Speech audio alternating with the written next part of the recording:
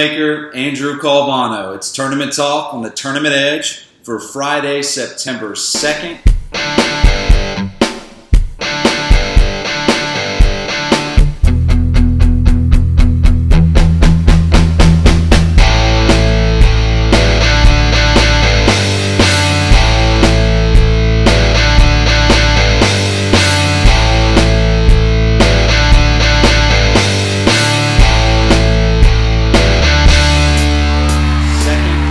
Races as always. Andrew, we got one at Del Mar this week where we'll start, and three more at the Spa, and unfortunately it's the last three races for 2016 that we'll cover here on Tournament Talk. But Andrew, what a fantastic and elite meet it has been. And I agree with you, Bob. And the Saratoga meet is obviously so enjoyable. Not only from a wagering perspective, but just from a horse racing perspective as well. It's the most elite meet in horse racing, and it's an honor to follow it. For these 40 days, and you see so many horses that are elite coming in and are elite going out. New horses and everything. This is where you see the Kentucky Derby winners of next year, and so on and so on. So it's very sad to see us move on from there. So let's start at Del Mar. It's where the turf meets the surf. It's race 10 on the card at Del Mar. It's $80,000 allowance optional claimer, going a mile and a 16th on the turf for 3-year-olds. It's a field of 12. And in fact, the 12 horse, Miltersill, maybe, is your 7-2 morning line favorite. It's Gallagher. It's Pratt. It's a horse that has faced Ireland competition throughout his career. First start in America, 106 days off the layoff. To me, Andrew, very vulnerable favorite. Wanted your thoughts on this horse? Definitely agree with you, Bob. European horse posted outside. U.S. debut was always a bit of a concern for me. Is facing winners for the first time. When I do my research on Euros, I have a website. I like to find some of their races. When I can't find their races, there's something usually weird about that. Right. But really couldn't find much more information than the lone win. I wanted to see the other races, but couldn't find any. The jockey trainer connection has been doing poor here so far. I have ultra respect for Patrick Gallagher, but he has started off very slow. So it's just a couple more reasons, Bob, like you said, that makes me believe this is a vulnerable favorite. Looking into this race, and we'll get into it, Bob, I see a lot of speed in this race, so I'm going to look for something that's going to come rallying off the pace, and that's number 8, Annie's Candy. This is a horse that can find money, has done so, only missing the money 3 times in the career, albeit this one has raced 8 times on dirt. Only the last 2 starts have been on turf, but it seems to be that this one's a stalker type, and we're going to need that in this race with the abundance of pace.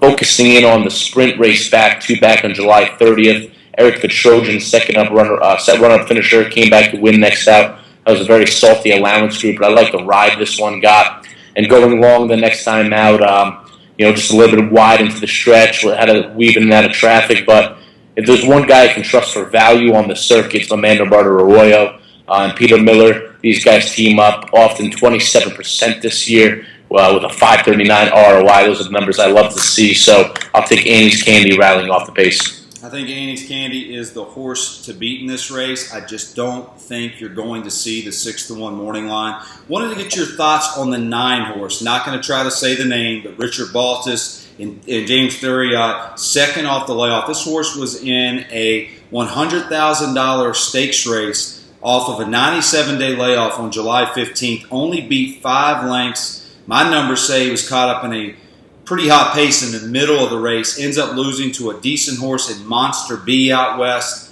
I think this horse is a player. Didn't go with him for my top selection, but wanted your thoughts on this horse, second off the long layoff. Yeah, and I looked at this horse a little bit. Some notes I have here was pinned on the rail last time out, and this horse has no early speed whatsoever. This horse can't break, very fractious when going into the gate, and has been off a bit slow in the last couple races. Hopefully the new gelding is a handicapping angle that I use and many others use. It's a very strong angle. It's the biggest equipment trade in racing. This could maybe settle this horse down and get this one back to some form, but may need one today. I think this is a very talented field of 12 for a $62,000, I agree. An $80,000 allowance optional claimer. I think you could have made a case for several horses on this in this field. At the end of the day, though, Andrew, I landed on the 3 horse. It's the Ice, second off the layoff for Phil D'Amato and Martin Garcia.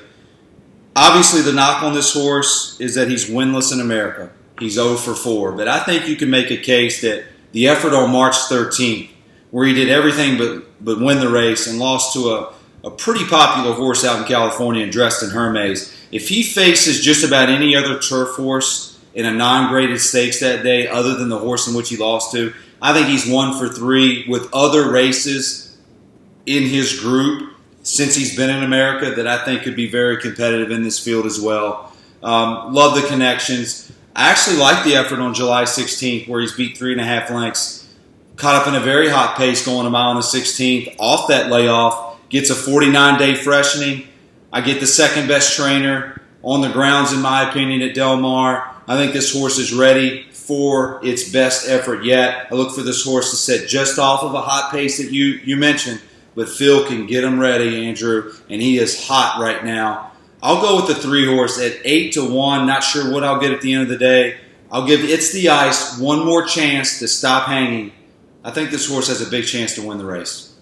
Yeah, and I agree with the notes back on 2 back. That Justin Hermes has proved to be one of the toughest horses on the California turf circuit. So if this one can bounce back from that race last time out where actually had a little bit of traffic trouble and looked like this one was kind of bumped around and got placed up from 7th to 6th in a DQ. Those are angles I like to play out. Maybe the horse finishes 4th in that race. Not saying that horse wins, but you got to imagine that horse runs better off that DQ, and maybe people see that 7th place performance, and you get an overlay. I respect your pick very much so, Bob. Although I had this one, obviously has shown some recent speed. This one can settle down like it did in the last race and rate a little bit. I can trust Phil D'Amato, trust Martin Garcia, and hopefully this one is ready to roll. You bring up a great point. We need to mention this to the viewers. It's not necessarily where you finish. It's how far you're beat. And yes, he finished 7th, but he's only beat 3.5 lengths. And like you said, endured trouble in the race. Could have been a 2-length defeat finishing 4th. Great point, Andrew. So again, give us your top selection. And I'm on It's the Ice, the 3 horse. Yeah, so number 8, Annie's Candy at 6 to 1. Okay, so let's go to the spa, our favorite place, Saratoga Race 8. $85,000 allowance, 7 furlongs on the dirt, Andrew, 3-year-olds and up. It's a field of 13. The Todd Pletcher, Johnny Velasquez runner, Neolithic, the 10 horse, is your 3 to 1 morning line favorite. I mean, how could I knock this horse? I mean, second off the layoff for the best trainer, his go-to guy. I'm not going to play the horse, but I get why it's the favorite. And, like you said, Bob, how can you knock a horse like this? Todd Pletcher, top connections. This one runs a 99 buyer behind a wire-to-wire winner, Summer Revolution, who we spoke on in the review show. So now second off the layoff. Just hoping this is, and I never knocked out Pletcher horses. I think he's the best trainer in the game. And generally, when I have some big horizontal scores, it's because I'm singling one of these horses. I'm going to try to beat him in this race, and what I'm trying to hope is that this horse is one of his Gulfstream Park horses. And what I mean by that is these are the horses for Todd Pletcher that perform very highly at Belmont Park, but come back at low odds upstate, in New York, and just bounce. So from a handicapping perspective, that's what I'm going to hope here. For my pick 4, I'm only going to use these 2 horses, and that's who I'll go into. And that's number 9. New York Chrome will be my top tournament selection in this race.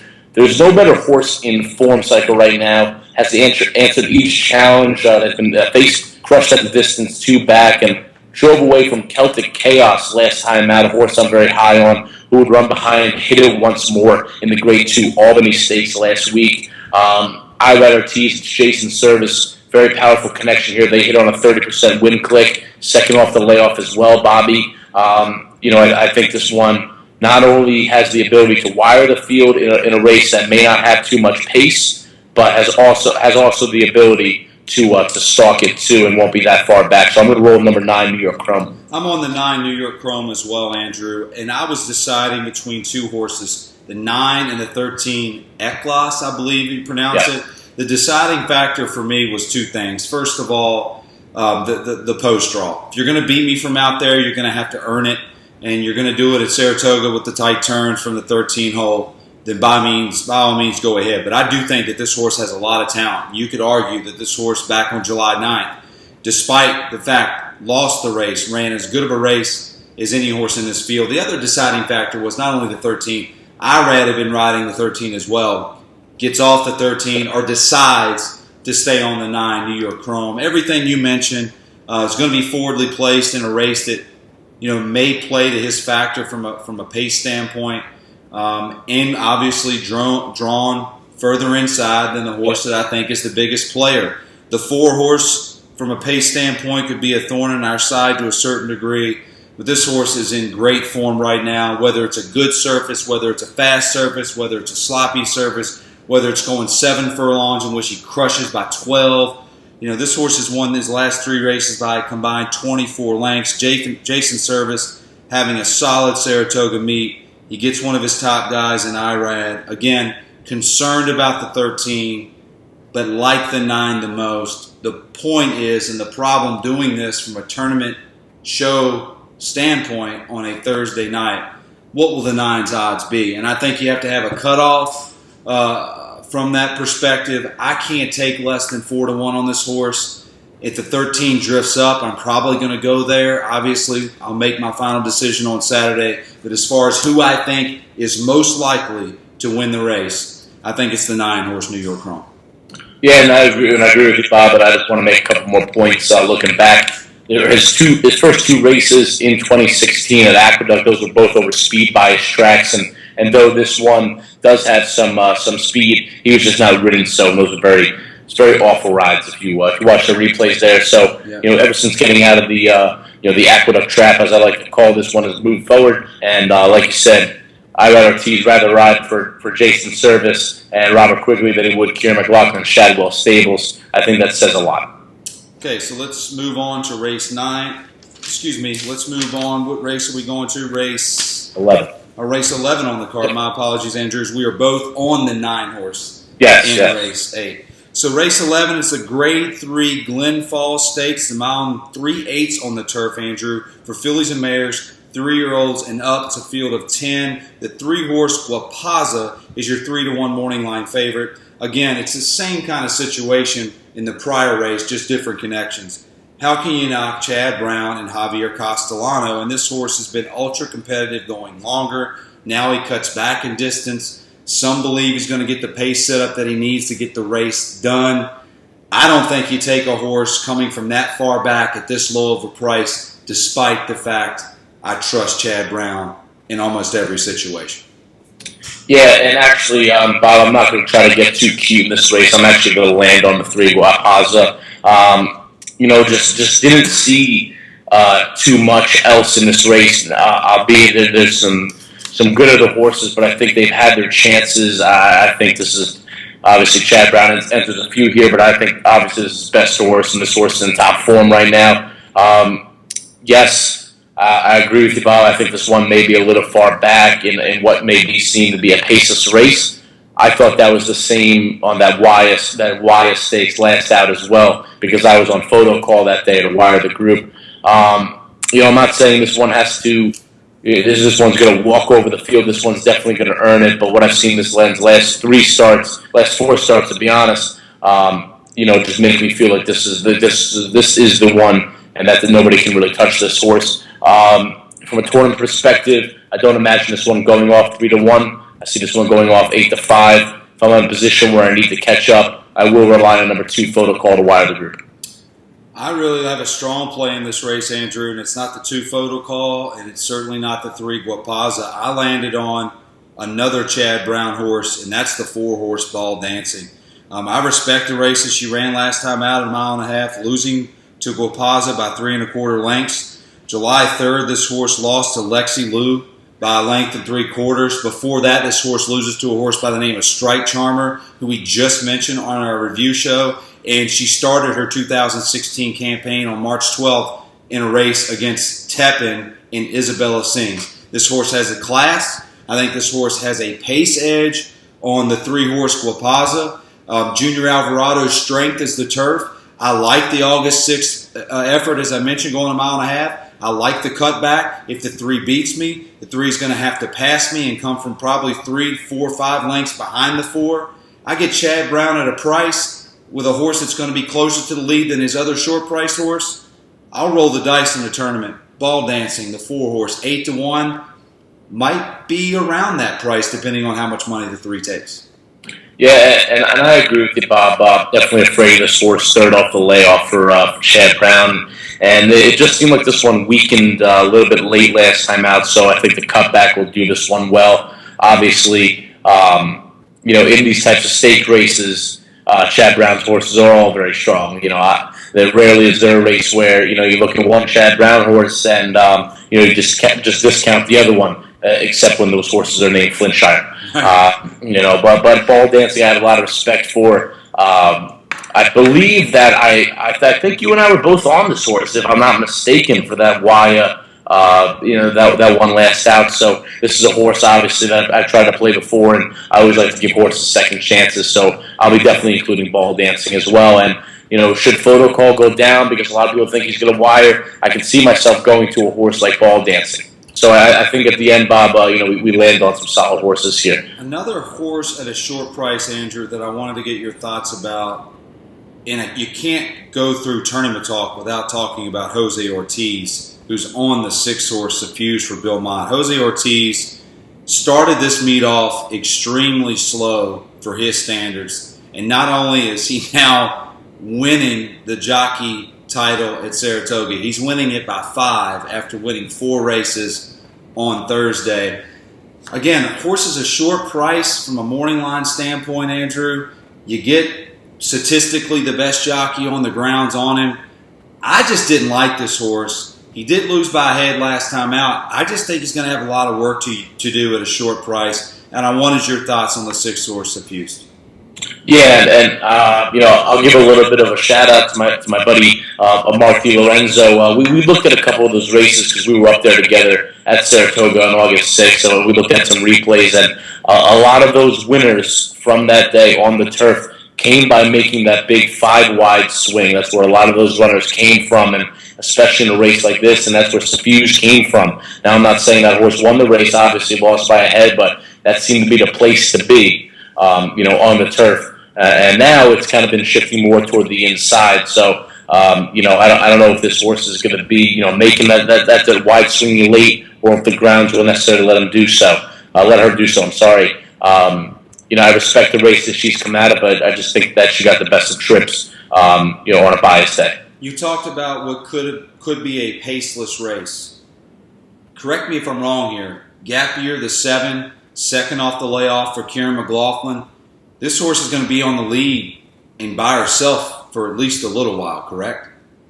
Yeah, but the way I saw it, I didn't really like what was out of that last race. Bobby, I agree with you 1,000%. This one can run to earlier races. This one could very well be so, but I was confused because I figured last out off the layoff, this one would show more speed and kind of open up. Like how you imagine this one would do today. So if that's the case, that's why I took Photo Call to wire, but I'll definitely have to look back at this one, but I just didn't see it from the last out start. That's what I kind of skipped out on. So Andrew, on the 3-horse Guapaza, as far as a tournament play, he says look hard at the 2-horse Photo Call. Maybe I'm completely missing the ball here, Andrew, but I am a big fan of the 4-horse Ball Dancing at 8-1. Last, not least, Saratoga Race 12, $85,000 allowance optional claimer, 2 turns on the turf for 3-year-olds, a field of 11, and another Chad Brown runner, with this time his main guy, Irad, aboard, is your 3-1 morning line favorite. That is the 4-horse Annals of Time. I thought this horse was so beatable, Andrew. I can't believe that this horse is your morning line favorite, despite the connections. 280 days off the layoff, facing winners for the first time. Not saying that maiden score wasn't special. There's other horses in this race that have run faster races than this one. working like a rocket ship. I get all that. Not like I'm going to be ultra surprised that Chad Brown wins going long on the turf. But if you can find a favorite to bet against here, isn't it the 4-horse? Yeah, and Bob, I agree with you 100%. And obviously, we look at these races and we say, well, at least from my perspective, it's this is where Chad Brown's beatable, and this is where Chad Brown wins, and this is where Chad Brown can't lose, and he loses. So hopefully we're on the right side of this one. But I think this one's beatable. It's hard to trust. Not only facing winners for the first time, but now doing so off what I believe a 9-month layoff, something like that. Right. So I'm definitely looking for something that's been on the circuit for a little longer, a horse that's had some more experience with the grounds. And that's number 2, Hockey School. And I've been big on this horse. This was a big play of mine back on Derby Day at Belmont. Albeit it was over a yielding turf course, and Eric Cancel rode this one all the way. But that 89 buyer was ultra impressive, and that's actually the highest buyer in this group that's ever been run. Then faces winners for the first time on June 3rd. Bobbled out of the start, throw that race out immediately. Obviously, that horse wanted to show earlier speed, but finishing 3rd that day was Our Way, who Hockey School would face in the next race here over the course, July 23rd. This one goes into the stretch, winning the race, and gets run down late by a horse we see here. And going back to that horse, Our Way, who would go on to win the Better Talk Now Stakes here at Saratoga. So I definitely think this one has been flattered. I think this one has been improving every start since facing winners. Second off the layoff today for Brian Lynch. Joe Rosario, man I trust very much so. Has tactical speed, can show so from the rail early on. And honestly, I think this is the horse to beat. I don't think there's a question that this horse is the one to beat. But my question for you is this. What do you think this horse is going to go off at when they leave the gate? To be honest, I had the 4 around 3-1. I had the 3 at 9-2. So I'm hoping these Chad Brown horses take some more money, because if I get this one at 5-1, definitely going to make a nice win bet here. Unlike the 3-horse at Del Mar that I landed on with Phil D'Amato when I'm staring 8-1 in the face, and I felt very confident that I was probably going to get around that. And he was a horse that couldn't win a lot either. And this is a horse that I think is going to be bet below 5-1. That was my thinking. And this horse has not won but one race on a yielding turf course, breaking its maiden. Andrew, I went back to that. And again, I understand what you're saying. And I agree. Numerically, I think it's the horse to beat. In form, running well, consistent, Lynch, Rosario, I get all that. But I can certainly make a case that the last 2 races, especially the last one, this horse has had opportunities to win races or run better and not lose by as many lengths. He just looked like he came up short. And I didn't want to take a short price on a horse that did not show to me that he had that winning heart, that winning desire. So if I didn't like the horse I thought was most likely to win, I thought, well, let's look for a price horse. And I didn't think that there was a lot of pace in this race. I thought it was a lot of horses that had been, stalking throughout their career until I get to the 7-horse, Bibbo. First off the claim for Steve Asmussen, and Johnny Velasquez finds the need to climb aboard. This horse, last time out, chased a very hot 1:16 pace. I know it was $50,000 claimer. They didn't know that what they were running for. They went fast that day. This horse held its own and got as close to a head from the lead halfway through the race before losing by 4 3/4. Forget where he lost at. Understand he's facing much weaker that day. But again, I don't see a lot of pace in here. Johnny Velasquez, again, obviously sees fit to climb aboard. And with Steve Asmussen taking over, this horse may be sitting on his best race yet. If I think the 2's the horse to beat, but he doesn't like to win that often, and I don't think there's a lot of pace in here, and I see the 7 going to lead with Steve Asmussen and Johnny Velasquez at 20-1 morning line.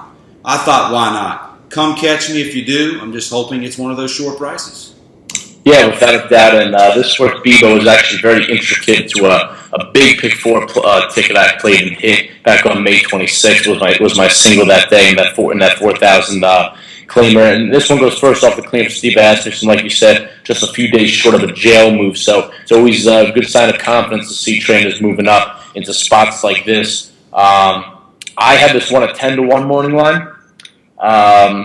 But as I look at him more here, I think I underestimated his Bill Mott horse. So Bob, I think you're definitely looking at between 15 to 20 to 1 on a horse like this, and this is a horse that I'll definitely be including not only in my pick four, but we own this one with the 2 in my trifectas as well. Yeah, again, if something beats me, it's probably going to be the Chad Brown horse, or it could be the 2-horse Hockey School. Another horse, though, that I did want to mention to you, Andrew, that I looked long and hard at and just couldn't pull the trigger because of the post draw, and I didn't know how far he was going to be back. And again, reading the pace being slow.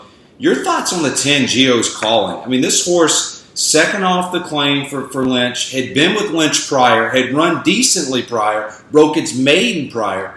Last start, lost all chance at the break, lunged the start, then goes 4 wide, ends up 7 wide. But if you go back through the past performances, at least in time form, he's run some races numerically that fit here. I think the 10 is not without a look either. At another large price, I just thought he'd be further back. And if I was going to go with a price, I was going to go with something up front. But your thoughts on the 10 Gio's Calling?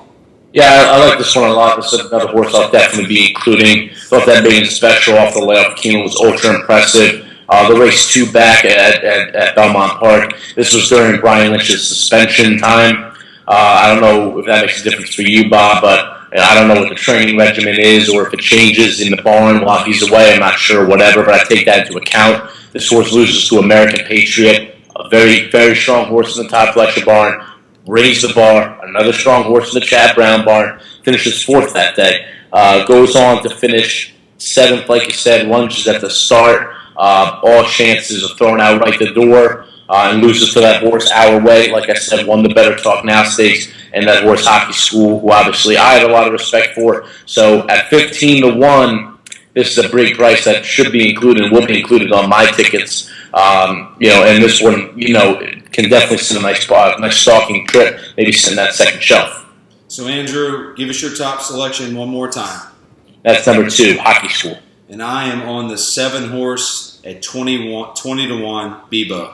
Well, that'll do it for this edition of Tournament Talk on the Tournament Edge. As always, Andrew and I hope we found you a lot of winners. For Andrew Calvano, I'm Bobby Shoemaker. Until next week, good luck.